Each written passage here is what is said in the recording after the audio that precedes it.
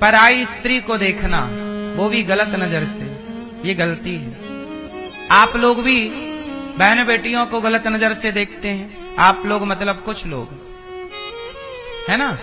कोई बहन जा रही है, उसे छेड़ने लग जाते हैं कुछ लोग, गलत गलत बोलने लग जाते हैं कुछ लोग। बहन बेटियों को देखकर ना जाने क्या क्या लोग बोलते हैं। आप गलती कर रहे हैं। पराई स्त्री को देखना गलत नजर से गलत है। रावण जैसा पावरफुल, रावण जैसा धनवान, रावण कितना बलवान था जानते हो। देवताओं के राजा इंद्र उसके द्वार पे पड़े रहते थे। शनि को वो अपने सिंहासन के नीचे दबा के रखता था। सारे ग्रह नक्षत्र उसके द्वार पे हाथ जोड़े खड़े रहते थे। ये रावण का पावर था। ब्रह्मा जी उसके द्वार पर वेद पढ़ाने आते थे। रावण पढ़ने नहीं जाता था। ब्रह्मा आओ यहीं, हम नहीं आएंगे, आप आओ। घर बैठे कोचिंग देने आते थे ब्रह्मा जी रावण को। आप लोग सावन का महीना आता है ना, रुद्राभिषेक करते हो, तो आप माटी के शंकर जी बना के रुद्राभिषेक करते हो। जब सावन आता था तो रावण शंकर जी को बोलता, भोलेनाथ मैं नहीं आऊंगा कैलाश, आप आओ। शंकर जी को साक्षात बुलाता लंका में और श्रृंगी लेके और फिर अभिषेक करता, शंकर जी के ऊपर जल डालता। ऐसा रावण था। तो माटी के शंकर जी पूजते हो, वो सच्ची के शंकर जी बुलाता था और पूजा करता था। ऐसा रावण था, पावरफुल, धनवान। रावण बहुत सुंदर भी था, पता आपको। रावण की पत्नी इस संसार की सबसे अच्छी पत्नियों में उसकी पत्नी थी। रावण की पत्नी का गुण जानते हो? रावण की पत्नी का नाम क्या था? क्या नाम था? नहीं पता? मंदोदरी। क्या नाम था? जोर से। मंदोदरी बहुत सुंदर थी, और सुंदर ही नहीं, सदा जवान रहती थी। मंदोदरी में ये गुण था कि वो कभी बूढ़ी नहीं होती थी। मंदोदरी हमेशा कुंवारी, जब चाहे अपने को कुंवारी कर लेती थी। पंच कन्याओं में एक कन्या थी मंदोदरी। रावण की पत्नी इतनी सुंदर थी मंदोदरी, जितनी सुंदर माता पार्वती थी, इतनी सुंदर मंदोदरी। और मंदोदरी का गुण, सदा जवान रहती थी, कन्या हो जाती थी, कुंवारी 16-17 साल की ही रहती थी, ये समझो आप। वो 25 साल की कभी नहीं होती थी, सदा जवान। ऐसी पत्नी थी रावण की। संसार का हर सुख रावण के पास था, पर नाश हो गया। बताओ रावण का सर्वनाश क्यों हुआ? पराई स्त्री के चक्कर में। ये बात सही है कि गलत है? जोर से। रावण का सर्वनाश क्यों हुआ? जोर से। पराई स्त्री के चक्कर में। यदि पराई स्त्री के चक्कर में रावण का सर्वनाश हो सकता है, तो तेरा क्या हाल होगा रे कालिया? यदि तू भी पराई नारी के चक्कर में पड़ेगा, क्या होगा? इसलिए कहता हूं कि अपना भला चाहते हो तो इतिहास से सीखो। इतिहास सबसे बड़ा दर्पण है। इतिहास सबसे बड़ा, जोर से, दर्पण है। इतिहास से जो सीखता है वो समझदार है, और इतिहास से जो नहीं सीखता एक नंबर का मूर्ख है। इसलिए रावण से सीखो कि रावण ने पराई नारी का स्पर्श किया, सर्वनाश हो गया। आपको बचना है। कितने लोग बचेंगे? पराई स्त्री से बचेंगे जो हाथ उठाएं वो।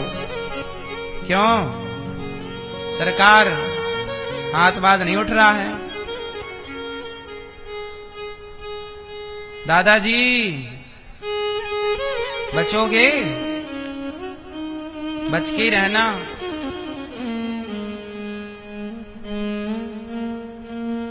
पराई स्त्री के चक्कर में पड़ गया रावण, सर्वनाश। गलती मत करना।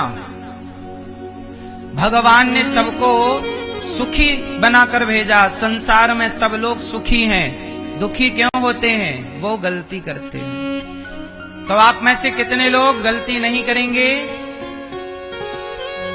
ये बात केवल पुरुषों के लिए नहीं है, स्त्रियों के लिए भी है। स्त्रियां भी अपने अपने पतियों को छोड़कर पराए पराए के चक्कर में भाग रही हैं। कुछ सही है कि गलत है?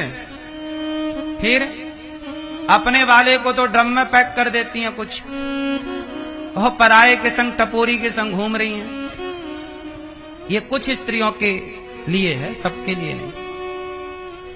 गलती कोई ना करे, ना पुरुष गलती करे ना स्त्री। स्त्री भी सूपनखा का विवाह हो चुका था।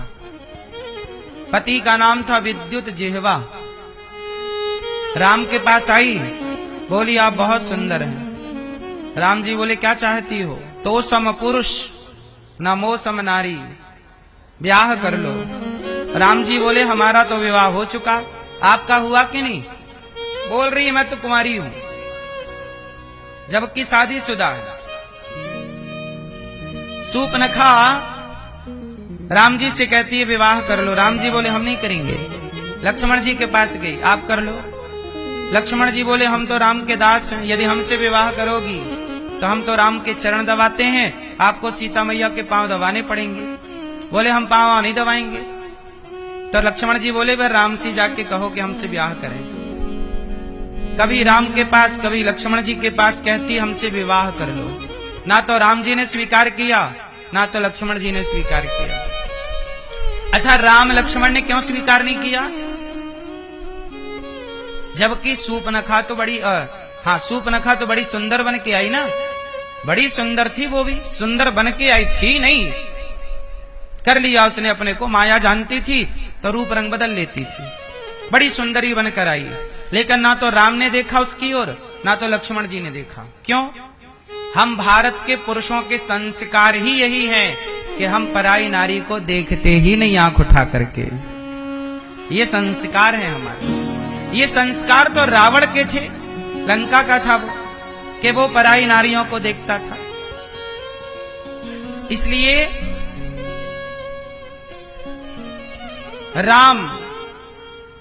राम की पूजा होती है, क्योंकि वो पराई नारी की तरफ कभी आंख उठाकर नहीं देखते। तो आप लोग रावण की तरह बनना पसंद करोगे कि राम की तरह? सूपनखा की तरह बनना पसंद करोगी कि सीता मैया की तरह? अच्छा ये बताओ,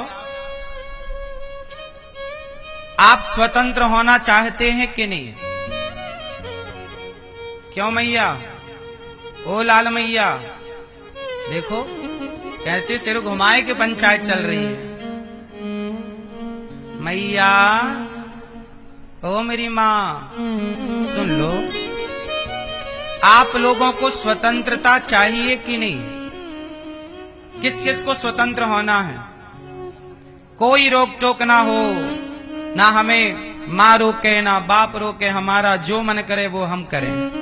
कितने लोग स्वतंत्र होना चाहते हैं? कोई रोक टोक नहीं। कितने लोग स्वतंत्र होना चाहते हैं? आप स्वतंत्र होना चाहते हैं? किससे? माँ बाप से? कोई रोक टोक ना हो, कोई रोके ना, कोई टोके ना, हम जो करें करने दिया जाए, कोई रोके ना, यही स्वतंत्रता? देखो बहुत लोगों ने हाथ उठाया कि हमें स्वतंत्र होना है। अच्छा ये बताओ, रावण स्वतंत्र था या राम स्वतंत्र है? सूपनखा स्वतंत्र है या सीता मैया स्वतंत्र है? उत्तर दो। कौन स्वतंत्र है बेटा? रावण स्वतंत्र है या राम? जोर से। कौन स्वतंत्र है? जोर से। स्वतंत्र है रावण, राम स्वतंत्र नहीं है। रावण स्वतंत्र है किसी भी नारी को चुराने के लिए। रावण स्वतंत्र है गलत काम करने के लिए, लेकिन राम स्वतंत्र नहीं है। राम बंधे हैं मर्यादा की बेड़ियों में, बंधे हुए हैं राम, इसलिए वो मर्यादा पुरुषोत्तम है। किस में बंधे हैं राम? जोर से। मर्यादा में। सीता मैया बंधी है मर्यादा में, जबकि सूपनखा मर्यादा के बंधन में। आजादी, चलो पतंग को आजाद कर दिया जाए। धागे से बंधी रहती है पतंग। पतंग किससे बंधी है? जोर से। पतंग बंधी है धागे से।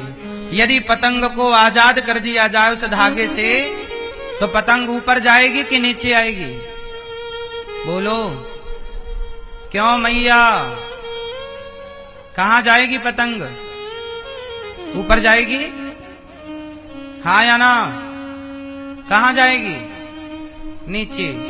पतंग धागे से बंधी होती है ना, तो ऊपर जाती है, और धागा कट जाए, टूट जाए, तो पतंग, जब तक आप मर्यादा के धागे से बंधे हैं, संस्कारों के धागे से बंधे हैं, तब तक ही आप ऊपर जाते हैं, गगन चूमते हैं, ऊंचाइयों तक पहुंचते हैं। और जैसे ही मान मर्यादा संस्कारों के धागे से आप मुक्त होना चाहते हैं, वैसे ही आप धड़ाम से नीचे गिर जाते हैं। इसलिए परिस्थितियां कैसी भी हों, पर मर्यादा के बंधन को तोड़िए मत। बात सही है कि नहीं? आजादी नहीं चाहिए, हमें बंधन चाहिए। किसका बंधन? मर्यादा का। हमें किस में रहना चाहिए? जोर से, जोर से। हाँ, और ये मर्यादा स्त्रियों के लिए भी है और पुरुषों के लिए भी है। सीता मैया जब अपनी मर्यादा का उल्लंघन करती हैं, तो रावण उठा के ले जाता है। वो लक्ष्मण रेखा क्या थी? वो लक्ष्मण रेखा क्या थी? वो मर्यादा की रेखा है। इसलिए नारी मर्यादा की रेखा का उल्लंघन ना करे और पुरुष मर्यादा का उल्लंघन ना करे, क्योंकि यदि मर्यादा का उल्लंघन किया गया तो चाहे आप स्त्री हो या पुरुष, चाहे आप रावण हो या सीता, आपको दुख का सामना करना पड़ेगा यदि आपने मर्यादा का उल्लंघन किया तो।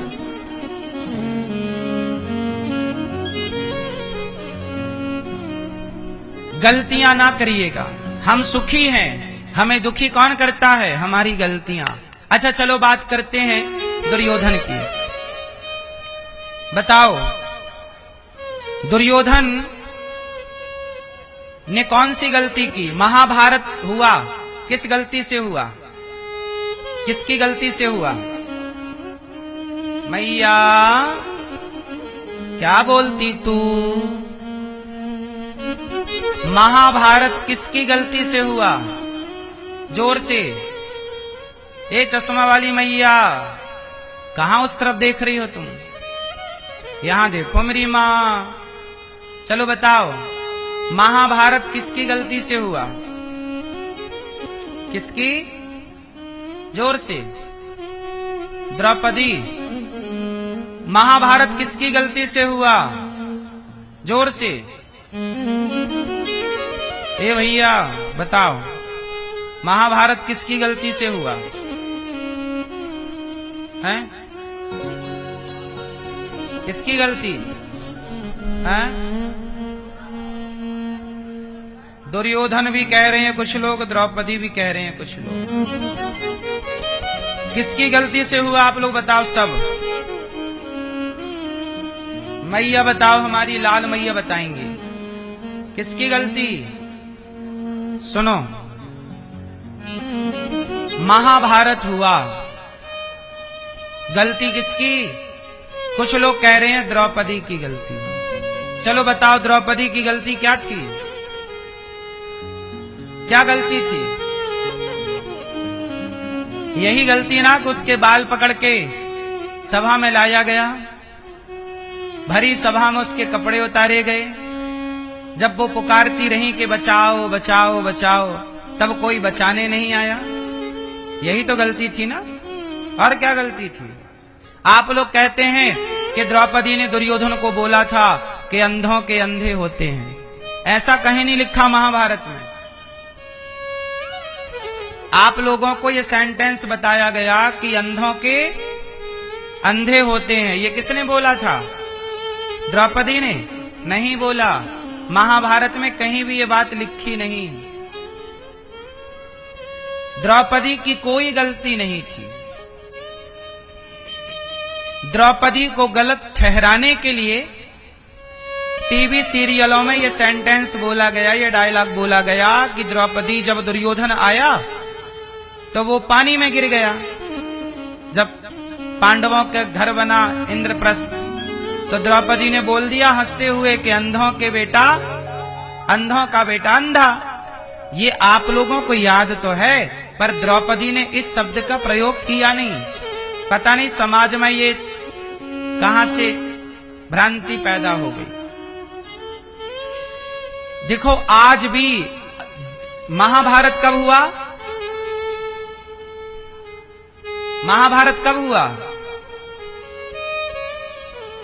द्वापर में। महाभारत कब हुआ? द्वापर में। और आज कौन सा युग चल रहा है?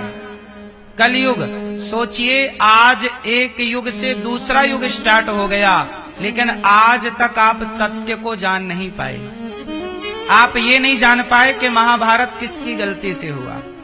आप द्रौपदी को गलती मान रहे हैं, जबकि द्रौपदी की कोई गलती नहीं थी।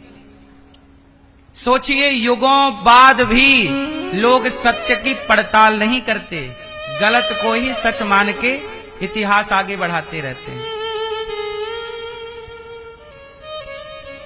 कभी आपने महाभारत को पढ़ने की कोशिश नहीं की, कभी महाभारत की गहराइयों में उतरने की कोशिश नहीं की। जैसा सुनते गए वैसा आप समझते गए।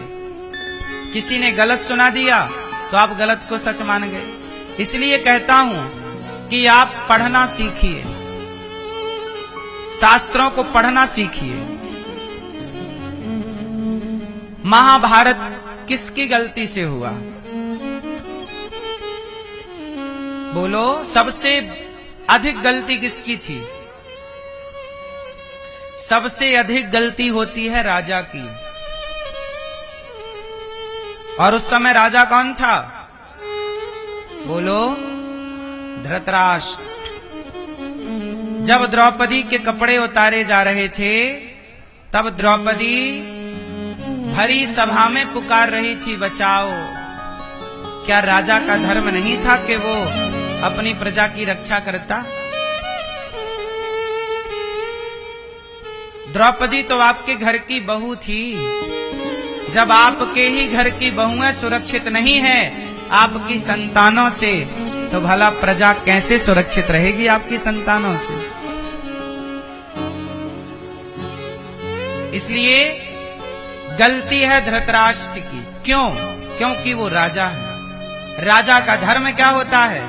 न्याय करना। वो राजा नहीं होता। अरे प्रजा की बात सुननी चाहिए कि नहीं? बोलो। प्रजा की बात सुनकर राम जी ने सीता मैया को वनवास भेज दिया। राम ने परिवार की बात ना सुनी। त्रेता में प्रजा की बात सुनी गई, परिवार की नहीं। और द्वापर में परिवार के चक्कर में द्रौपदी के कपड़े उतारे गए, चिल्लाती रही और राजा अंधा तो था, बहरा भी हो गया।